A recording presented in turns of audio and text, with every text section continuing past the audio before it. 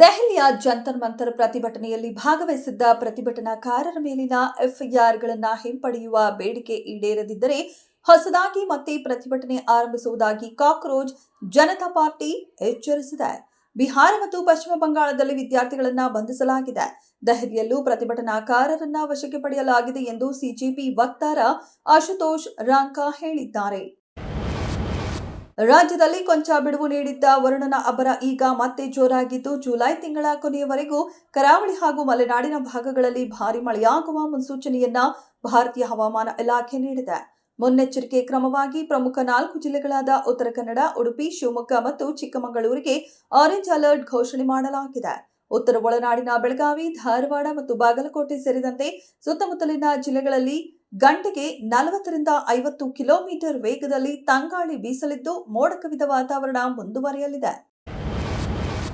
ಅಕ್ರಮ ಮರಳು ಗಣಿಗಾರಿಕೆ ಮತ್ತು ಸಾಗಣೆಯನ್ನ ಸಹಿಸುವುದಿಲ್ಲ. ಕಾನೂನನ್ನ ಕಟ್ಟುನಿಟ್ಟಾಗಿ ಜಾರಿಗೊಳಿಸಿ ತಪ್ಪಿತಸ್ಥರ ವಿರುದ್ಧ ನಿರ್ದಾಕ್ಷಿಣ್ಯ ಕ್ರಮ ಕೈಗೊಳ್ಳಬೇಕು ಎಂದು ಪೊಲೀಸ್ ಮಹಾನಿರ್ದೇಶಕರಿಗೆ ಗೃಹ ಸಚಿವ ಪ್ರಿಯಾಂಕ್ ಖರ್ಗೆ ನಿರ್ದೇಶನ ನೀಡಿದ್ದಾರೆ. ಆ ಬೆನ್ನಲ್ಲೇ ಈ ಕುರಿತಂತೆ ರಾಜ್ಯದ ಎಲ್ಲಾ ನಗರ ಪೊಲೀಸ್ ಕಮಿಷನರ್ಗಳು, ಐಜಿಪಿಗಳು, ಡಿಐಜಿಗಳು ಹಾಗೂ ಜಿಲ್ಲಾ ಪೊಲೀಸ್ ವರಿಷ್ಠಾಧಿಕಾರಿಗಳಿಗೆ ವಿವರವಾದ ಸುತ್ತೋಲೆಯನ್ನ ಡಿಜಿ ಹೊರಡಿಸಿದ್ದಾರೆ. ರಾಜ್ಯದ ನೈಸರ್ಗಿಕ ಸಂಪತ್ತಿನ ಲೂಟಿ ಮಾತ್ರವಲ್ಲ, ಇದು ಕಾನೂನು ಸುವ್ಯವಸ್ಥೆ ಹಾಗೂ ಸಾರ್ವಜನಿಕ ಹಿತಾಸಕ್ತಿಗೆ ಸವಾಲು ಎಸೆಯುವ ಗಂಭೀರ ಅಪರಾಧ. ಹೀಗಾಗಿ ಸರ್ಕಾರ ಯಾವುದೇ ಅಕ್ರಮ ಚಟುವಟಿಕೆಯನ್ನ ಸಹಿಸುವುದಿಲ್ಲ ಎಂದು ಪ್ರಿಯಾಂಕ್ ಹೇಳಿದ್ದಾರೆ. ಪಾನ್ ಮಸಾಲ ಉತ್ಪನ್ನಗಳ ಮೇಲೆ ಆರೋಗ್ಯ ಭದ್ರತೆಯಿಂದ ರಾಷ್ಟ್ರೀಯ ಭದ್ರತೆ ಸೆಸ್ ವಿಧಿಸಿ ಕೇಂದ್ರ ಸರ್ಕಾರ ಹೊರಡಿಸಿದ್ದ ಆದೇಶವನ್ನ ಹೈಕೋರ್ಟ್ ರದ್ದುಗೊಳಿಸಿದೆ. ಸರ್ಕಾರದ ಈ ಕ್ರಮವು ಏಕಪಕ್ಷೀಯ ಹಾಗೂ ಸಂವಿಧಾನ ವಿರೋಧಿ ಎಂದು ನ್ಯಾಯಾಲಯ ಖಾರವಾಗಿ ಹೇಳಿದೆ.